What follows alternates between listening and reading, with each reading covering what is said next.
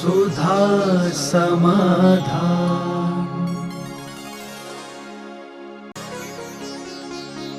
नमोस्तु गुरुदेव। सातवीं प्रतिमा ब्रह्मचर्य प्रतिमा होती है, तो ब्रह्मचारी जी को जैन आगम में कौन से आश्रम को अपनाना चाहिए? सप्तम प्रतिमाधारी जो है नैष्ठिक श्रावक के अंतर्गत आता है। नैष्ठिक श्रावक क्षुल्लक तक माना जाता है। दो होते, एक पक्ष का श्रावक और एक नैष्ठिक श्रावक। पाक्षिक श्रावक वो करता है, जैसे कल हमने कहा था दिट्टी मग्गो, वो कोई छोड़ता नहीं है लेकिन सत्य को जानता है।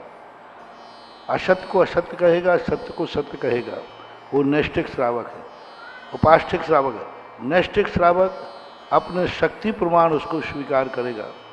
तो दो प्रतिमा से लेकर 11वें प्रमाण तक ये नैष्ठिक श्रावक की संज्ञा में आते हैं। नमोस्तु गुरुदेव।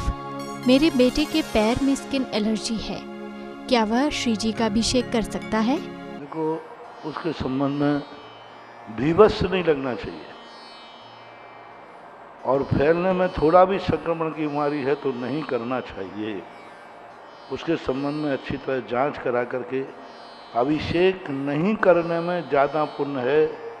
यदि कोई भी अशुद्धि आपके शरीर में हो रही है, पस आ रहा है, ब्लड आ रहा है, बहुमूत्र आदि की बीमारी है, तो वो गंदगी की अपेक्षा नहीं करने में पुण्य ज़्यादा है। इसलिए उस पर अच्छी तरह विचार करें। यदि भीभत्स लगता है, लोगों को देखने में ग्लानि भाव आता है, तो भी नहीं करना चाहिए। और यदि वो थोड़ा भी संक्रमित है, कोई रस भाग उसमें से निकल रहा है, तो नहीं करना चाहिए। नमोस्तु गुरुदेव। अष्टमूल गुणधारी और अणुव्रत धारी में मौलिक अंतर क्या है? अष्टमूल गुणधारी में भी अणुव्रत आते हैं।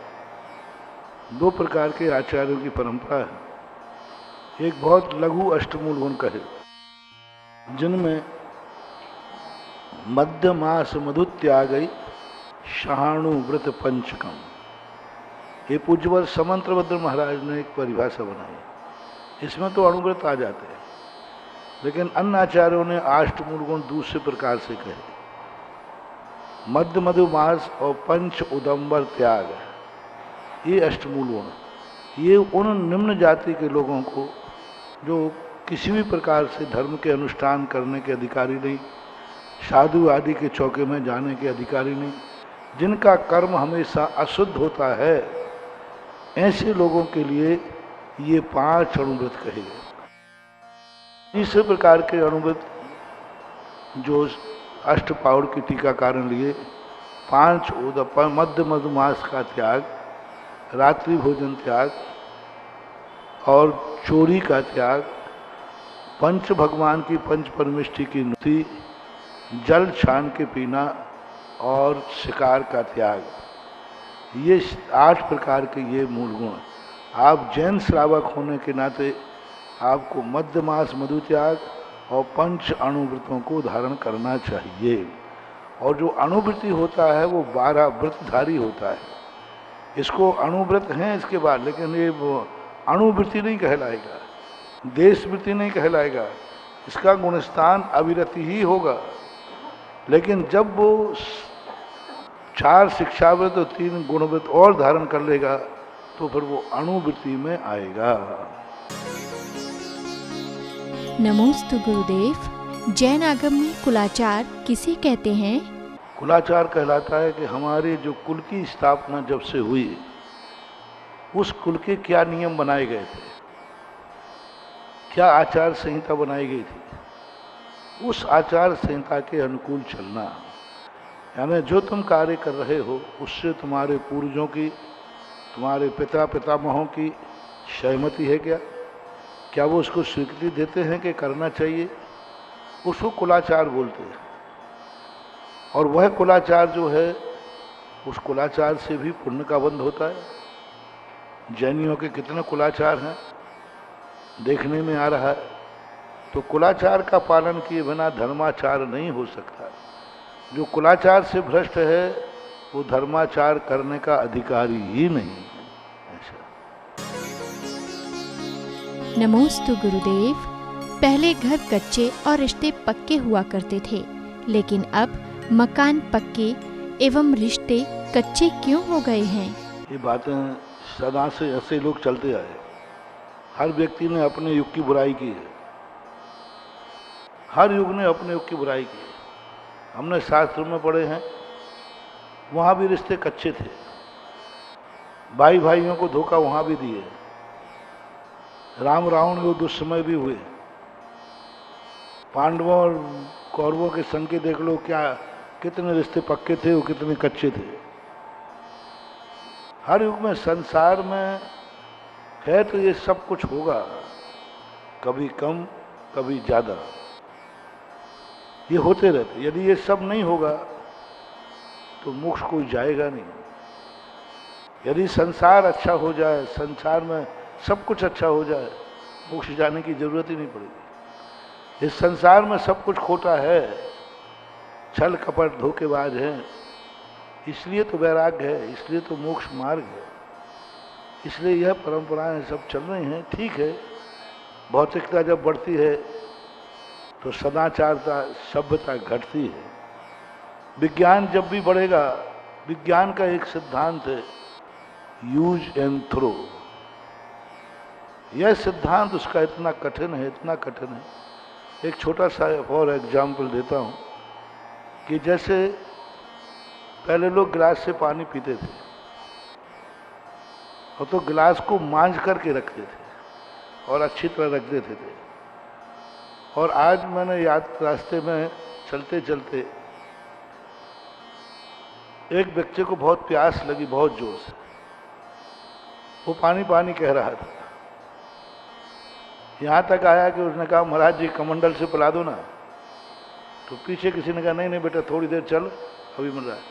और वहाँ पर पानी की बोतलें आती ना, बोतलें गिलास, वो उसने पानी पूरी बोतल पे ली, मेरे सामने में थे, बहुत दौड़ के गया पानी पी रहा। और वह पीने के बाद जो उसने बोतल फेंकी और फेंकने के बाद वो बोतल सड़क पे गिरी, तो वो बच्चा दौड़ के गया, उसमें एक जोर से लात मारी साइड से। अब साधु तो इतना ही काफ़ी है साधु को। मेरा चिंतन हो गया, मैंने कि विज्ञान यह आविष्कार कर रहा है कि जिसने प्यास बुझाई उसको एक लात और मार दी। और पहले के लोग जिस गिलास से पानी पीते थे उसको फिर पुनः मांझ के रखते थे, धो के, और रखते थे, कल फिर काम आएगा। तो आज का जो विज्ञान है यूज एंड थ्रो वाली बात है, तो इस कारण से सब कुछ हो रहा है। और वो संस्कार घर में, जब उस सवाल उस बोतल का नहीं था, सवाल उस गिलास का नहीं था, सवाल वही फेंकते फेंकते एक दिन वो माँ बाप को फेंक देगा। जिंदगी में गिलास पिएगा फेंकेगा, गिलास पिएगा फेंकेगा, यूज एंड थ्रो। अब यही बहुत बड़ा एक फ्राइडे हुआ है, डॉक्टर फ्राइडे साइकोलॉजिस्ट है, मनोविज्ञान का बहुत बड़ा। उसने कहा कि कोई भी चीज को बार बार जब अपनी आदत में आ जाता है, वही आदत उसका संस्कार बनती है और संस्कार से संस्कृति बनती है। जब वो गिलास फेंकते फेंकते 2-4-6 महीने यही आएगा, हर चीज फेंकना है, एक दिन वो माँ बाप को फेंक देगा, यूज एंड थ्रो। अब माँ बाप किस काम के, उनके प्रति उनको दया भाव नहीं है। बोले ठीक है अब क्या काम के, यहाँ फेंको इनको, कोई काम ही नहीं। जैसे उस बोतल ने कहा अब ये बोतल किस काम की, लात मारो अलग करो। डिस्पोजल का सबसे बड़ी, डिस्पोजल इसलिए नुकसानदायक ही मात्र नहीं है कि वो प्लास्टिक का है, डिस्पोजल इतनी मात्र नहीं है कि वो फेंकना पड़ रहा है।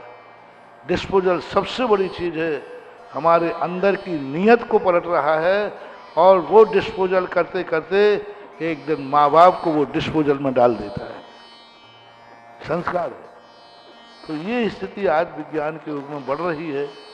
तो जब जब विज्ञान बढ़ेगा तब तब ये सब होगा। आप विज्ञान घटाइए, धर्म बढ़ाइए, हम सारी चीजें आपकी पुनः लौटा देंगे। नमोस्तु गुरुदेव। तत्वार्थ सूत्र आदि ग्रंथ में टीका का क्या अर्थ होता है? टीका का अर्थ होता है जो कुछ लिखा गया है उसको स्पष्ट करना, जो उसमें छुपा है उसको उजागर करना, जो कुछ भी छुपा है उसको उजागर करना, स्पष्ट करना का नाम टीका होता है। क्योंकि सूत्रों में इतने अर्थ छुपे हुए रहते हैं उन सूत्रों को, जैसे आप लोगों के यहाँ सिद्धांत होते हैं, अब H2 का सिद्धांत है, अब इसको खोलो, इसको विस्तार करो, इतना विस्तार हो जाएगा कि 1-2 पेज भर जाएंगे। जैसे जो आपके उसमें बीज गणित में आता है कोष्ठक, अब एक कोष्ठक छोटा सा है, उस कोष्ठक को खोलो, छोटा कोष्ठक, शल्पाकार कोष्ठक, बड़ा कोष्ठक। अब कोष्ठक एक छोटा सा है, लेकिन उस कोष्ठक को खोला जाए तो पेज, 2 पेज, 3 पेज भर जाते हैं, इतने कोष्ठक खुलते हैं। तो टीका है उसी प्रकार सूत्रों को, अर्थ को खोलने के लिए टीकाएं की जाती हैं। नमोस्तु गुरुदेव। जिस समय तीर्थंकर केवली समवशरण में विराजमान होते हैं, क्या वहाँ सामान्य केवली भी विराजमान होते हैं? पूज्यवर जिनसेन स्वामी ने महापुराण के अंदर भगवान बाहुबली को समोषण में भेजा। भगवान बाहुबली को केवल ज्ञान जो हुआ था पूदनपुर के उद्यान में हुआ था, और पूदनपुर के उद्यान से कई वर्षों तक विहार करते हुए वो एकाएक दिन समोषण में पहुंच गए, और समोषण में उन्होंने सामान्य केवल जो मुनि महाराजों की सभा थी उसमें जाकर के वो विराजमान हुए।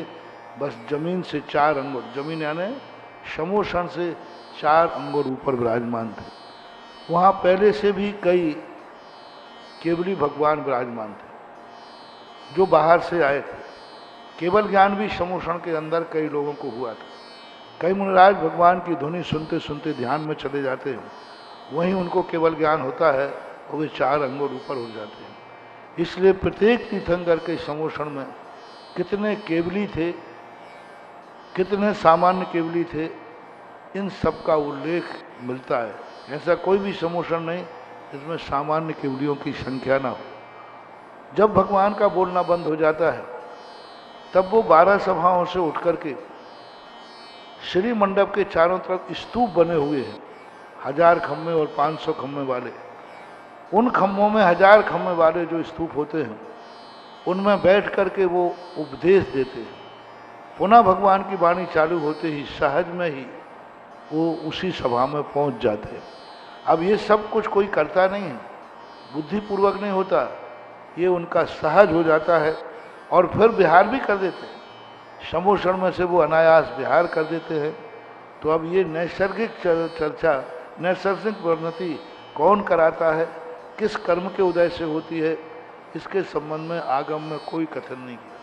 पूज्यवर नेमिचंद महाराज ने त्रिलोक प्रणति में बस इतना ही कहा, समोषण का ये वैचित्र है, समोषण का एक अतिशय है, अलौकिक विचित्रता है। इसमें हम कारण को नहीं खोज सकते कि सामान्य केवली समोषण में जाने की क्या जरूरत है, क्योंकि अरहंत तीर्थंकर में और सामान्य केवली के अनंत चतुष्टय में कोई अंतर नहीं है। दोनों का अनंत चतुष्टय बिल्कुल एक समान है। और केवली हो गए, अब उनको और सुनना तो है नहीं, तीर्थंकर की वाणी भी उनको सुनाई पड़ना नहीं, सुनना उनको है ही नहीं, क्योंकि वो खुद केवल ज्ञानी है। फिर समोषण में क्यों गए? तो इसके संबंध में ज्ञान सागर महाराज ने, आचार्य ज्ञान सागर महाराज ने महाकाव्य में एक जगह संकेत दिया, वीरोदय महाकाव्य में, कि तीर्थंकर के पुण्य इतना तेज होता है कि तीर्थंकर के पुण्य की शोभा बढ़ाने के लिए सामान्य केवली तक समोषण में आते हैं। इससे सामान्य केवलियों की, तीर्थंकर की महिमा बढ़ती है कि देखो ये वो महान है तीर्थंकर जहाँ केवली भी सभा में बैठे। जैसे अपन लोग व्यवहार में कहते हैं ना, अरे भाई उनकी सभा में तो बड़े बड़े राष्ट्रपति भी आते हैं, मुख्यमंत्री भी आते हैं, बड़े बड़े नेता आते हैं, कोई साधारण सभा थोड़ी है। तो ये उन नेताओं का पुण्य होता है। इसी प्रकार तीर्थंकर के पुण्य की महिमा बढ़ाने के लिए तीर्थंकर का पुण्य उन सामान्य केवलियों को समोषण में खींच लेता है, क्योंकि तीर्थंकर या सामान्य केवलियों का जो भी गमनागमन होता है वो स्वयं के पुण्य से नहीं होता। भगवान भी विहार करते हैं स्वयं के पुण्य से नहीं। भगी भागन बस जोगी बसाए, सामने वाले के पुण्य से उनका गमन होता है।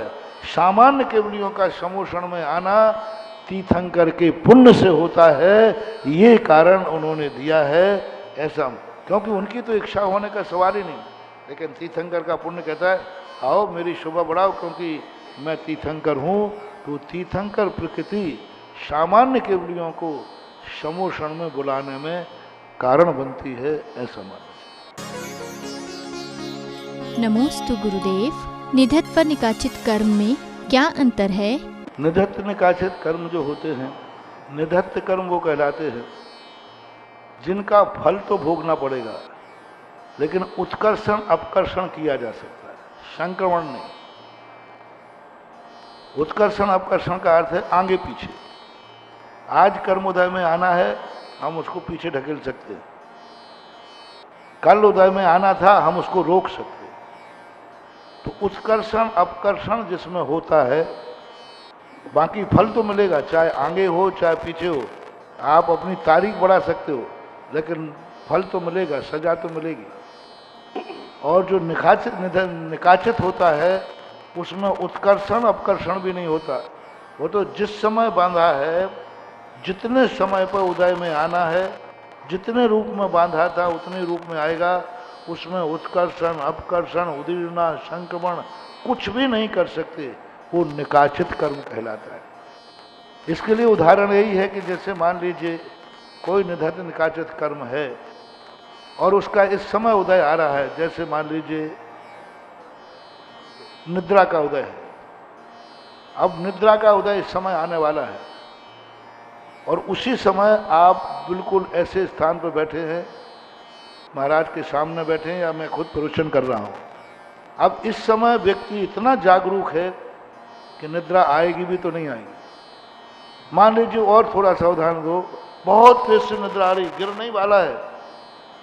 उसी समय किसी ने कहा इस कमरे में सांप है। अब निद्रा इतनी निधत्त निकाचित थी कि तुम किसी भी हालत में कहते नहीं मैं गिर पड़ूंगा, मुझे नींद आ रही है, और उसी समय सांप आ गया। तो अब सांप आते ही निद्रा जो कर्मोदय में आने वाला था वो रुक गया। जैसे ही तुम्हें निश्चिंता मिलेगी वो आ जाएगा। और निधत्त निकाचित में इतनी जोर से आएगी कि सांप पे ही गिर पड़ेगा, वो उसको वो टाल नहीं सकेगा। ये दोनों में अंतर। नमोस्तु गुरुदेव। यदि नगर में गुरु न हो तो हमें गुरु उपासना किस प्रकार से करनी चाहिए? भावनात्मक, जहाँ भी गुरु हैं साधु हैं, स्वस्थ रहें, निरंतर आहार हो, सबकी वैयावृत्ति हो, धर्म की प्रभावना हो, भावनात्मक चिंतन करके, भावनात्मक विचार करके उनके प्रति हम 9 बार नमोकार मन पढ़ के मन से हम वैयावृत्ति कर सकते हैं। सुधा समाधान।